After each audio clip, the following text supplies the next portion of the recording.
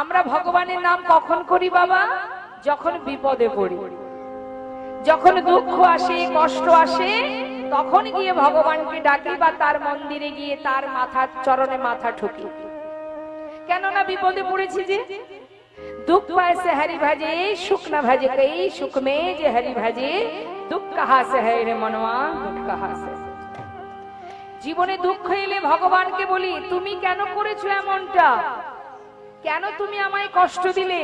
কেন আমার স্বামীকে কেড়ে নিলে? কেন আমার পরিবারকে কেড়ে নিলে? কেন এটা করলে? সব তুমি করেছো। তুমি কেন এমন ভাবে কষ্ট দিলে? তার মানে বাবা লক্ষ্য করে দেখবেন, আমাদের জীবনে যখন কোনো কষ্ট আসে তখন দায়ী করি কাকে?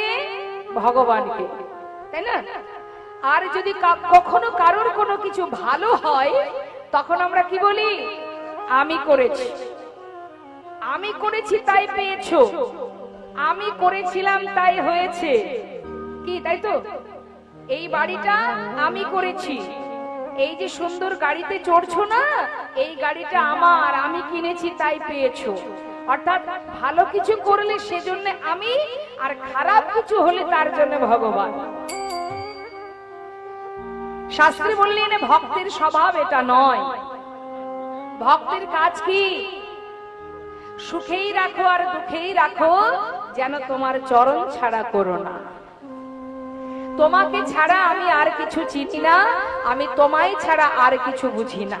এটা হচ্ছে ভক্তের লক্ষণ। দুঃখে রাখলেও তুমি, সুখে রাখলেও তুমি। কিন্তু বাবা আজ মহাজন পদাবলিতে বললেন দুঃখ পেয়ে ভগবানকে ডেকো না।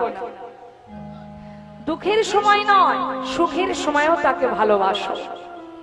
অর্থাৎ গৌরাঙ্গ বলিতে হবে পুলক শরীর, মনের মধ্যে আনন্দ রেখে ভগবানের নাম করো। দেখবে দুঃখটাকে দুঃখ মনে হবে না। হরি হরি বদনে নয়নে বহেনি, তোমাকে কি করতে হবে? তার নাম গাইতে হবে। তো তার নাম যখন তুমি করবে, জানে তাই, যখন তুমি তার নাম গাইবে তখন তোমার তার চরণে দেবার জন্য দুফোঁটা বাড়ি বরিশন, একটু চোখের জল। কার জন্য? আমরা কাঁদি কিসের জন্য? সংসারের জন্য। কিন্তু এখানে কেঁদে কোনো লাভ নেই, সংসারের জন্য কেঁদে কোনো লাভ নেই। কাঁদতেই যদি হয় তার চরণে কাঁদো। কি জন্য কাঁদবে? যেন তার কৃপা তুমি লাভ করতে পারো, যেন তোমার মধ্যে কৃষ্ণ ভক্তি আসে, ভগবত কৃপা হয়। এই জন্য তুমি কাঁদো। সংসারের জন্য কেঁদে কিছু হবে না। কারণ বাবা আমরা কোনো কিছু না পেলে ভগবানের কাছে কাঁদি, তাই না মা? জেনে রাখবেন ভগবান যেটাই করে তার পিছনে কারণ থাকে। কারণটা কি? জীবের মঙ্গল। যেটাই তিনি করুক না কেন সেটাই জীবের মঙ্গলের জন্য।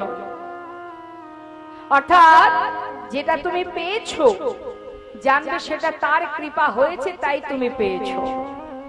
আর যেটা হাজার চেষ্টা করেও তুমি পাচ্ছ না, এর কারণ হলো কি?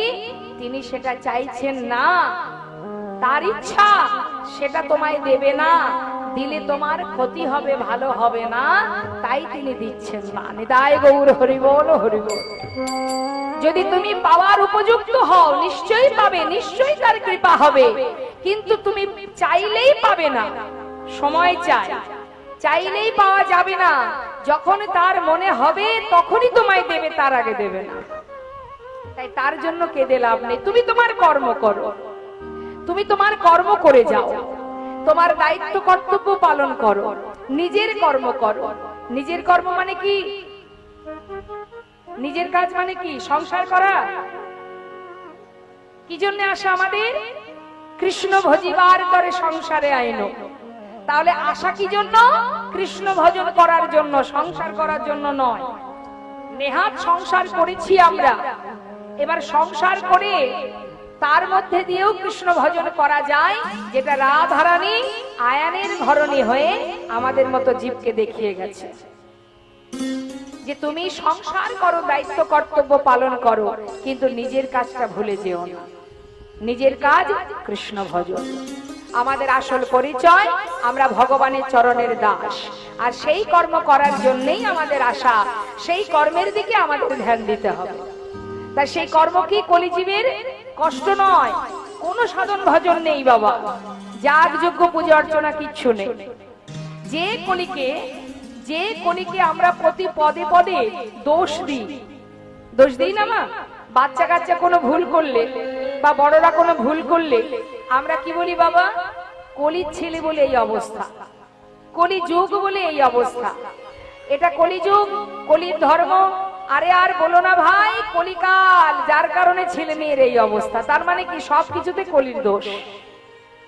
কিন্তু বাবা যার এত দোষ, তার মধ্যে একটা ভালো গুণ আছে, সেই গুণটা আমরা কেউ দেখতে পাচ্ছি না মা। সেই গুণটা কি? অন্যান্য যুগে ভগবানকে পেতে গেলে যে কষ্ট জীবের করতে হতো, কলিযুগে কোনো কষ্ট করতে হয় না। শুধুমাত্র হরিনাম মহামন্ত্র জপ করো।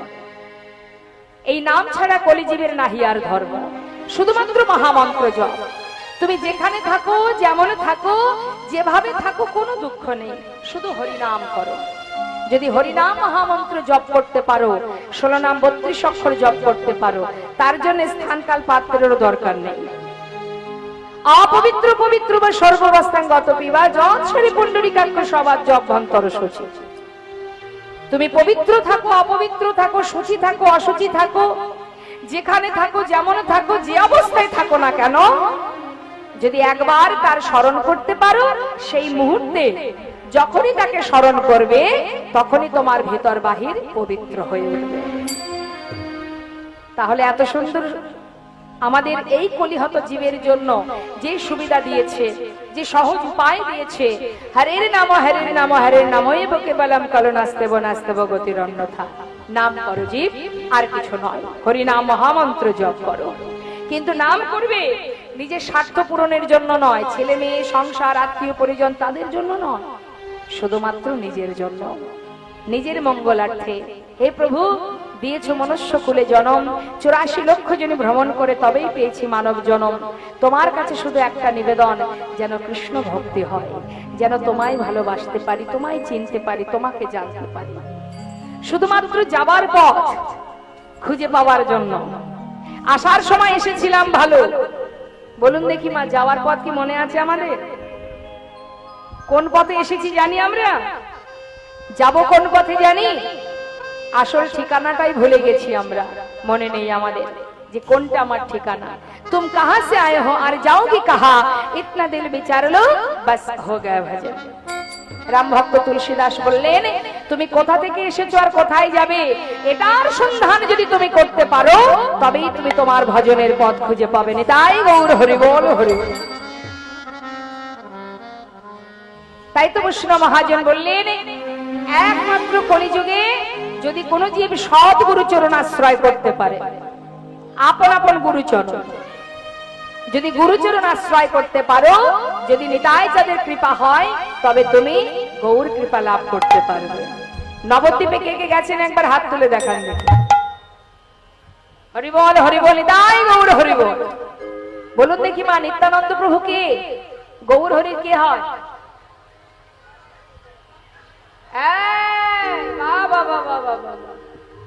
খুব গল্প। হ্যাঁ,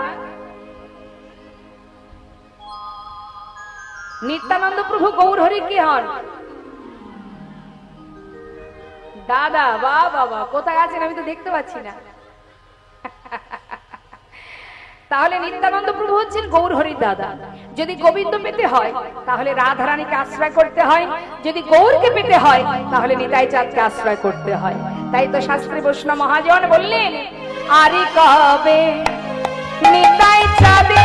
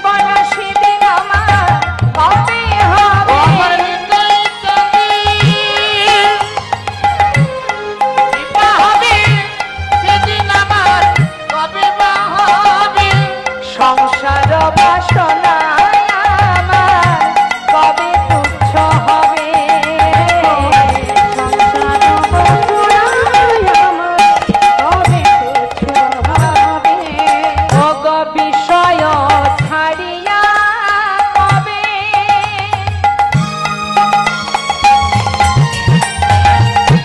শুদ্ধ হবে মন।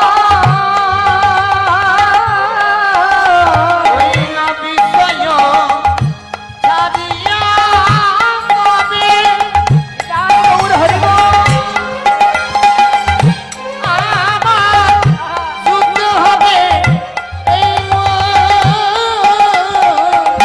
কবে হাম যাব মধুর বৃন্দাবন, কবে হারিয়ে যাব মধুর বৃন্দাবন, বল সেদিন আমার কবে বা হবে, সেদিন আমার কবে বা হবে, এই বিষয় ছেড়ে বৃন্দাবনে যাব সেদিন আমার কবে বা হবে।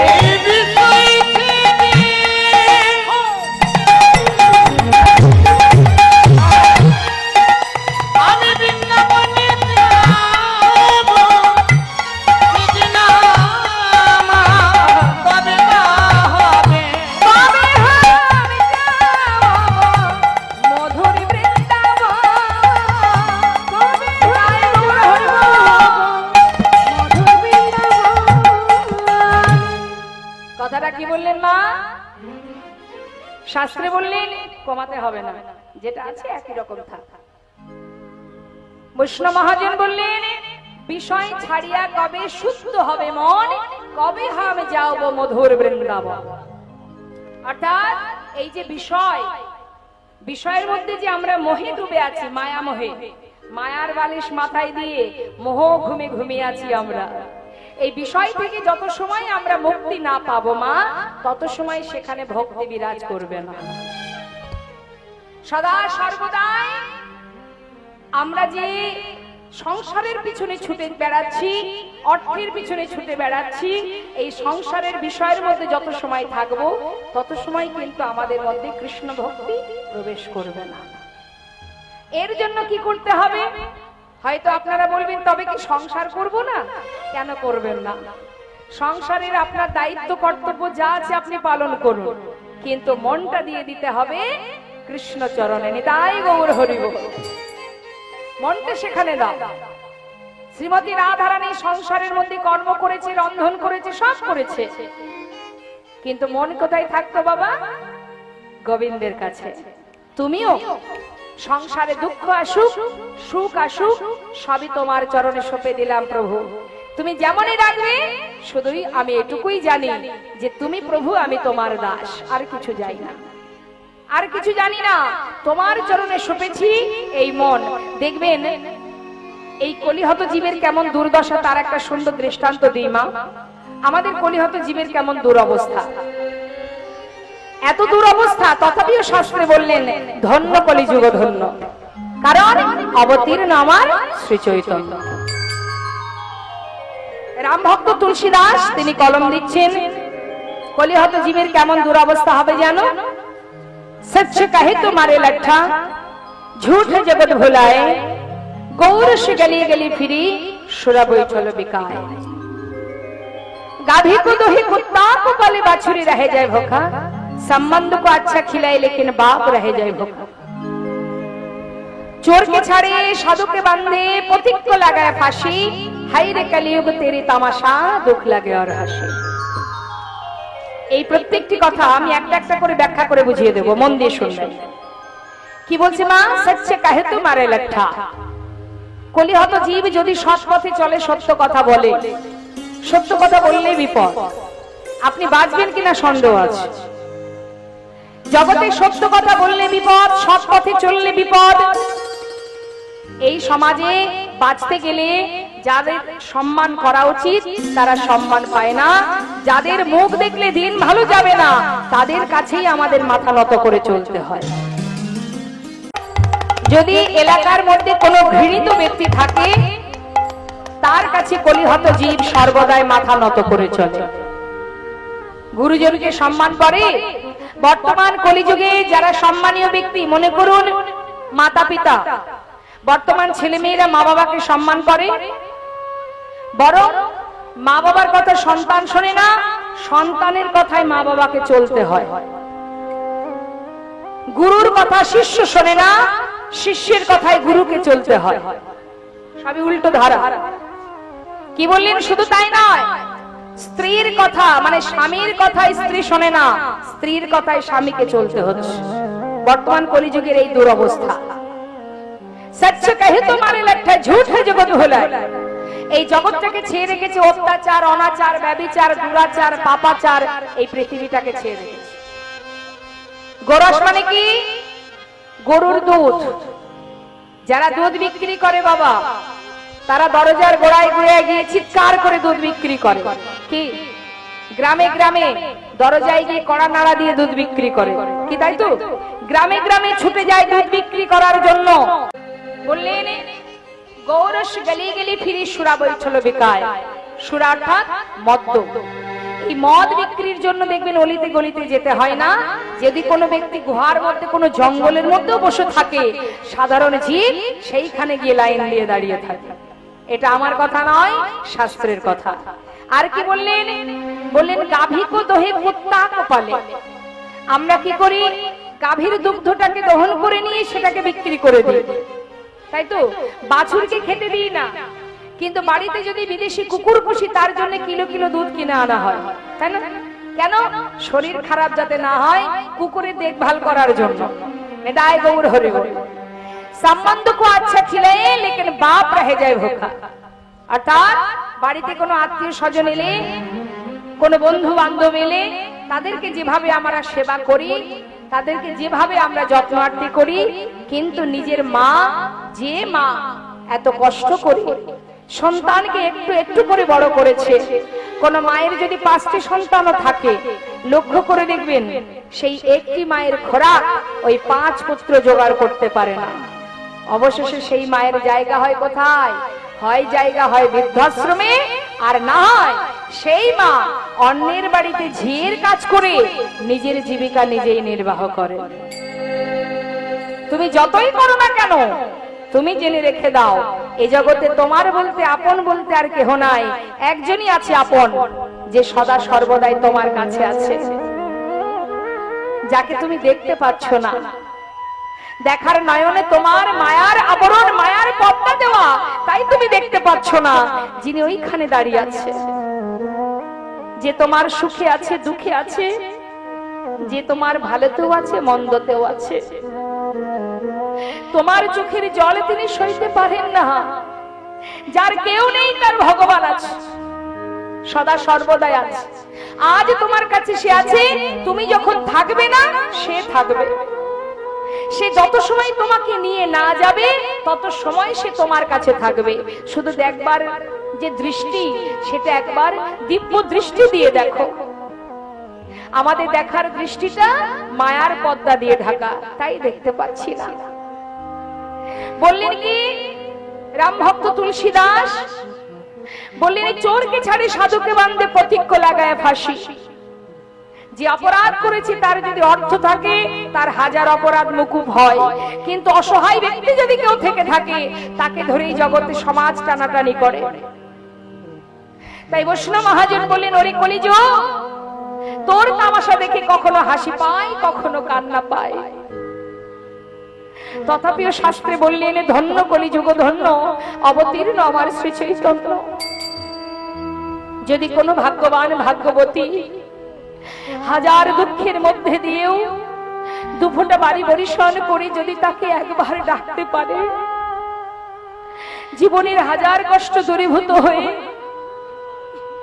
যদি বলতে পারে, ভালোবাসতে পারে, একবার কৃষ্ণ নামে যত পাপ হরে, জীবের সাধ্য নাই, জীবিত পাপ করে। বলি জীবের সাধ্য নাই, জীবিত পাপ করে। হেন কৃষ্ণ নাম জীব লয় বহুবার, তথাপি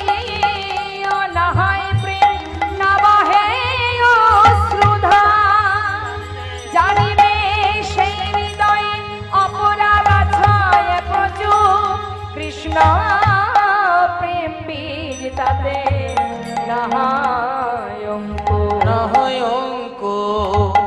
ভগবানের নাম করো, কিন্তু নামের মধ্যে যদি এতটুকু তোমার মধ্যে নয়নে যদি দুফোঁটা বাড়ি না থাকে, যদি ভক্তি না থাকে, শাস্ত্রে বললেন বৃথা।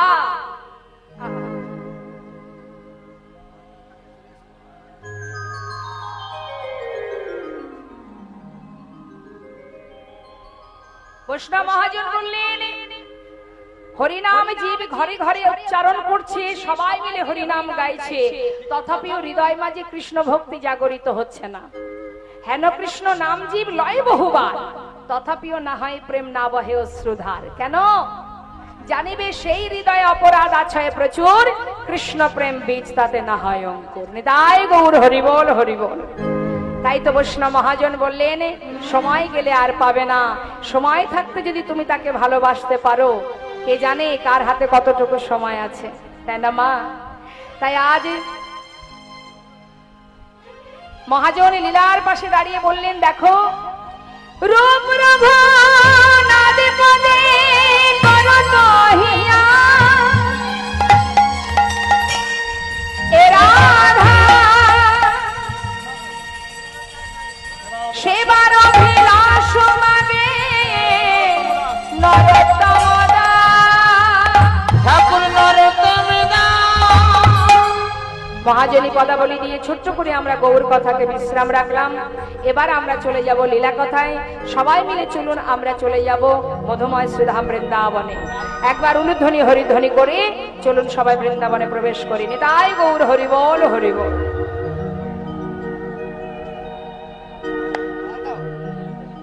একটা ভজন শুনতে শুনতে আমরা চলে যাব বৃন্দাবন ধাম।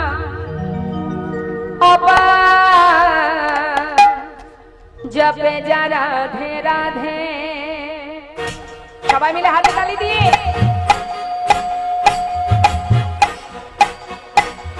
হরিবল হরিবল তাই গৌর হরিবল।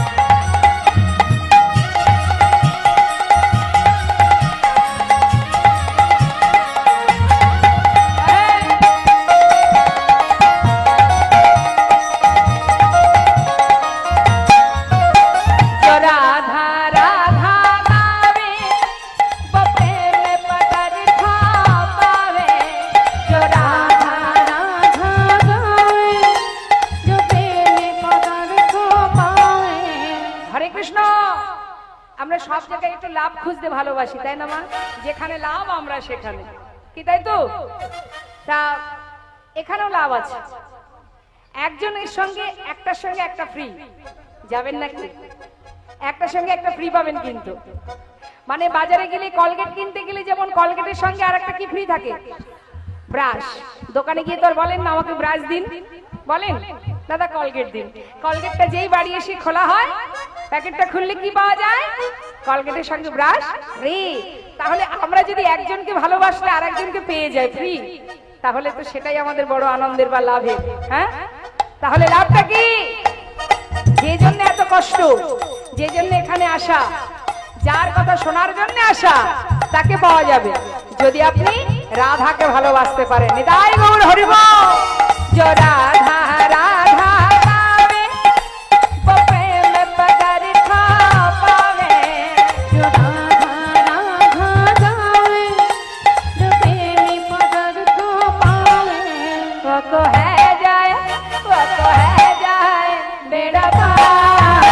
जपे जरा है राधे बस हो जाए, राधे हो जाए मेरा पार। जपे जा राधे राधे।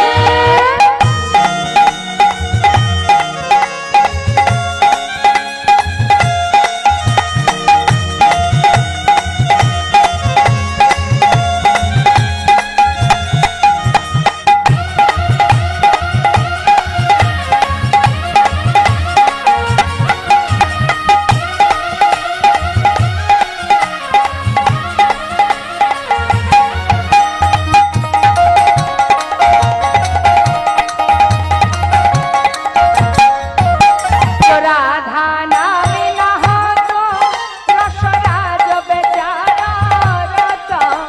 जो राधा नाम न हो तो रसराज विचारो रोतो। नहीं होता। রাধারানী যদি বৃন্দাবনে না আসতেন, গোবিন্দও কিন্তু বৃন্দাবনে আসতেন না। তিনি এসেছিলেন মানে রাধারানী এসেছিলেন বলেই গোবিন্দ এসেছিলেন। কি বলছি? নাহি হতো, নাহি হতো কৃষ্ণ অবতার। हो जपे जा राधे राधे। नहीं हो तो कृष्ण अवतार। जपे जा राधे राधे। বৃন্দাবন ধাম অপার, তপে যা রাধে রাধে। भोजे जरा राधे। তপে যা রাধে রাধে। ओ भोजे जरा राधे राधे। भजे जा राधे राधे। राधा रानी की, वृंदावन धाम की, बांके बिहारी लाल की। রাধে রাধে। আর একটু জোরে জয় হতো। ঠিক আছে, এবার ছেড়ে দিলাম, পরের বার কিন্তু আর শুনবো না। হ্যাঁ, আর একটু জোরে জয় দিতে হবে, স্বতঃস্ফূর্ত ভাবে যতটা কণ্ঠে আছে ভগবান সুর দিয়েছে, উচ্চস্বরে মনের মধ্যে স্পিড রাখতে হবে, জোর রাখতে হবে, তবেই তো গোবিন্দ আসবে। নিতাই গৌর হরি বল হরি বল। তা মা, শ্রীধাম বৃন্দাবনে ভগবানের চরণ পাদপদ্ম লাভ করেছিলেন এই ভক্ত, যিনি হলেন মস্ত বড় জমিদার। জয়নিতাই, লীলাটা কিন্তু মন দিয়ে শুনবেন। সবার চরণে আমার বারবার মিনতি, প্রত্যেকটি কথার মধ্যে মন দেবেন। লীলা শুনতে শুনতে মোহিত হয়ে যাবেন। কেমন কি বলছে দেখুন। এই যে মস্ত বড় জমিদার, যার সুখের অভাব নেই, শান্তির অভাব নেই, এত সুখ স্বাচ্ছন্দ্য ফেলে একটা ছিন্ন বসন করে চলে যান বৃন্দাবনে। কেন মা? আমরা তো সর্বদাই ভগবানের কাছে সুখ কামনা করি, সুখে রাখো ভগবান, ভালো রাখো, যার জন্য সারাক্ষণ তার চরণ ধরে কাঁদছি, তাই না? কিন্তু সেই সুখ ফেলে কেন তিনি ছিন্ন বসন করে ধান করে চলে গেলেন? কারণটা কি? নিশ্চয়ই এর মধ্যে কোনো সুখ ছিল না। ইহজগতের বিষয়ের মধ্যে, ইহজগতের সংসারের মধ্যে কোনো সুখ নেই মা। যতই তুমি সুখের পিছনে ছোট না কেন, সারা জীবনে তুমি বৈঠা বয়ে যাও, কিন্তু কিনারা খুঁজে পাবে না। নিতাই গৌর হরি বল হরি বল। সংসারের হাল ধরো, সংসারের পিছনে ছুটে যাও, কিন্তু শেষের খাতায় তুমি দেখবে সবই শূন্য, তোমার বলতে কিচ্ছু নেই। লালা বুঝেছিল, তিনি বুঝেছিলেন এখানে যা কিছু আছে সবই অসার, তাই তো সর্বস্ব পরিত্যাগ করে তিনি চলে যান। তো কিভাবে যান মা? আসুন আমরা শুনি। মুর্শিদাবাদ জেলায় মস্ত বড় জমিদার, কান্দির জমিদার, যারা গিয়েছেন মুর্শিদাবাদে অনেকেই জানেন। এই কান্দির জমিদার গঙ্গা গোবিন্দ সিংহ, আর তার ভাইয়ের নাম রাধা গোবিন্দ সিংহ, দুই ভাই। তার মধ্যে যে বড় ভাই অর্থাৎ গঙ্গা গোবিন্দ, তার কোনো সন্তান ছিল না। রাধা গোবিন্দ সিংহের একটি সন্তান ছিল, যার নাম ছিল প্রাণ কৃষ্ণ সিংহ। এই প্রাণ কৃষ্ণ সিংহ মানে পরিবারটা কিন্তু সিংহ পরিবার মা। এই প্রাণ কৃষ্ণ সিংহের আবার একটা সন্তান, পুত্র সন্তান ছিল, যার নাম কৃষ্ণচন্দ্র সিংহ। এই যে কৃষ্ণচন্দ্র সিংহ, যাকে ঠাকুর দাদা আদর করে নাম দিয়েছিলেন লালা। ছেলের বয়স 12 বছর। সুন্দর করে কাচারি বারান্দাতে বসে বসে তিনি বাইরের দিকে দাঁড়িয়ে বাইরের দিকে লক্ষ্য রেখেছে। 12 বছরের ছেলে লালা বসে আছে বারান্দাতে। হঠাৎ জমিদারের মহলের যে সিংহদ্বার, সদর দরজা, সেই সিংহদ্বারে একজন ব্রাহ্মণ, কন্যাদায়গ্রস্ত ব্রাহ্মণ, তিনি এসেছেন কিছু সাহায্য নেবেন বলে। যেই না সাহায্যের জন্য হাত বাড়িয়েছে, দাড়ি তার ঘাড় ধাক্কা দিয়ে দূরে সরিয়ে দিলেন। যেই না তাড়িয়ে দিয়েছে, উপর থেকে বসে বসে 12 বছরের ছেলে লালা জিজ্ঞাসা করলেন, ও দাড়ি, তুমি ওই ব্রাহ্মণকে তাড়িয়ে দিলে কেন? কি চান উনি? কেন তুমি তাড়িয়ে দিলে? সেই দাড়ি বলে উঠলেন, বাবু, ওই এসেছে কিছু সাহায্য নেবে বলে, কিন্তু এই মহলে একটা নিষেধাজ্ঞা আছে। সেটা কি জানেন? সেটা হচ্ছে এই মহল থেকে আসতে কাউকে কোনোদিন কিছু দান করা যাবে না। মহলের একটা আদেশ মা, কাউকে কোনোদিন কিছু দান করা যাবে না। এই যে আদেশ, দাঁড়ি সেটা অক্ষরে অক্ষরে পালন করছে। এমন সময় 12 বছরের ছেলে লালা বলে উঠলেন, শোনো দাঁড়ি, ইনি একজন কন্যাদায়গ্রস্ত ব্রাহ্মণ, এসেছে সাহায্য নেবে বলে, তুমি ওকে তাড়িয়ে দিচ্ছ? শোনো, আমার পিতার তো অভাব নেই, এত বড় জমিদার সে। তুমি গিয়ে আমার পিতাকে বলো আমি আদেশ করেছি 1000 টাকা যেন এই ব্রাহ্মণকে দান করে দেয়। সঙ্গে সঙ্গে দাঁড়ি ভিতরে গিয়ে প্রাণ কৃষ্ণ সিংহকে বললেন, বাবু, আপনার সন্তানের আদেশ, দ্বারে একজন কন্যাদায়গ্রস্ত ব্রাহ্মণ, তাকে 1000 টাকা দান করতে হবে। প্রাণ কৃষ্ণ সিংহ বলে উঠলেন, এতদিনের আমার প্রতিজ্ঞা, যে প্রতিজ্ঞা সবাই পালন করে, আমার যত সন্তান তার এত বড় স্পর্ধা যে কিনা আমার প্রতিজ্ঞা লঙ্ঘন করে। শোনো, 1000 টাকা ব্রাহ্মণকে দিয়ে আমার সন্তানকে জানিয়ে এসো, যতদিন নিজে রোজগার করতে না পারবে ততদিন দান করবার ইচ্ছা পর্যন্ত প্রকাশ যেন না করে। দাড়ি বিলম্ব না করে 1000 টাকা ব্রাহ্মণকে দিয়ে প্রাণ কৃষ্ণ সিংহের কথা মতো লালাকে বলে উঠলেন, বাবু, আপনার পিতার আদেশ, যতদিন আপনি নিজে রোজগার না করবেন ততদিন পর্যন্ত দান করবার অধিকার দেখাতে পারবেন না। নিতাই গৌর হরি বল। মাগো, এই ছোট্ট ছেলে লালা, যার হৃদয়ে ছিল কৃষ্ণ ভক্তি, এই লালা তিনি সবাইকে ভালোবাসতেন, দান ধ্যান করতেন। শিশুকাল থেকেই তার মনটা ছিল সরল। পিতার এখনো ব্যবহার পেয়ে সেই ছোট্ট ছেলে মনে মনে ভাবলেন, যার এত ধন ঐশ্বর্য, যার এত অর্থ, যার এত প্রতিপত্তি, তার মনের পরিচয় এত ছোট, আর আমি তারই সন্তান। বেশ, আজ থেকে আমি এই মহলে আর থাকবো না, এই বিষয়ের মধ্যে আমি আর থাকবো না, যতদিন নিজে রোজগার না করতে পারবো। বিলম্ব না করে সেই ছোট্ট ছেলে লালা মুর্শিদাবাদ পরিত্যাগ করে জনমের মতো পিতাকে ছেড়ে চলে গেল মুর্শিদাবাদ থেকে বর্ধমানে। বর্ধমানে এসে একটা ফেরেশতা দ্বারে 20 টাকা বেতনে কাজ করতে শুরু করলেন। কিন্তু মা, ছেলে আমার 20 টাকা বেতনে কাজ করছে, প্রতিদিন এইভাবে দিন যায়, বছর যায়, ছেলে বড় হচ্ছে আর বাবার আস্তে আস্তে বয়স হচ্ছে।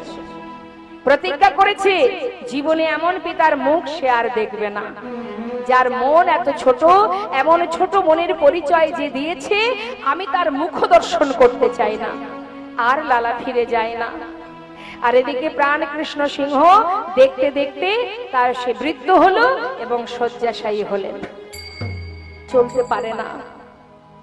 শয্যাশায়ী হয়ে গ্রামের সমস্ত প্রজাবর্গকে বললেন, তোমরা যাও না, একবার আমার সন্তানকে ফিরিয়ে নিয়ে এসো। ওকে না দেখে আমি মরবো কেমন করে? আমার একমাত্র পুত্রের বদনটা একবার দেখতে চাই। যাও, তোমরা একবার ওকে নিয়ে এসো। কিন্তু কে শোনে কার কথা? কি ফিরে এলো না মা। প্রাণকৃষ্ণ সিংহ এতদিন যে সম্পত্তি, যে বিষয়ের মধ্যে ডুবেছিল, আজ সর্বস্ব ভগবানের চরণে সঁপে দিয়ে ভগবানকে বলে উঠলেন, দয়াময়, এতদিনে আমি বুঝেছি প্রভু, বিষয়ের মধ্যে থেকে সর্বস্ব আজ আমার কাছ থেকে হারিয়ে গেল। তোমার কাছে একটা নিবেদন প্রভু, আমার সন্তান, আমি ছাড়া যে ওর আর কেউ নেই, তুমি ওকে দেখো, তুমি ওকে দেখো প্রভু। যেখানেই থাকুক, যত দূরেই থাকুক, আমি তো ছিলাম, আজ যে আমি আর নেই, কে দেখবে ওকে? কে বুঝবে ওর মনের কথা? রক্ষা করো হে তুমি, হে ভগবান, এ জগতে সবে কিছু তোমারই তো দান। বলো এ জগতে সব কিছু তোমারই তো দান।